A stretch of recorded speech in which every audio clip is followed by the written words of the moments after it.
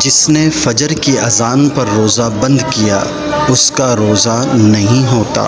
اگر کسی نے سحری نہ کی اور زوال سے پہلے کوئی روزہ توڑنے والا کام بھی نہ کیا ہو تو اس طرح نیت کرے، میں روزہ بند ہونے کے وقت سے روزے دار ہوں، اس کا روزہ ہو جائے گا۔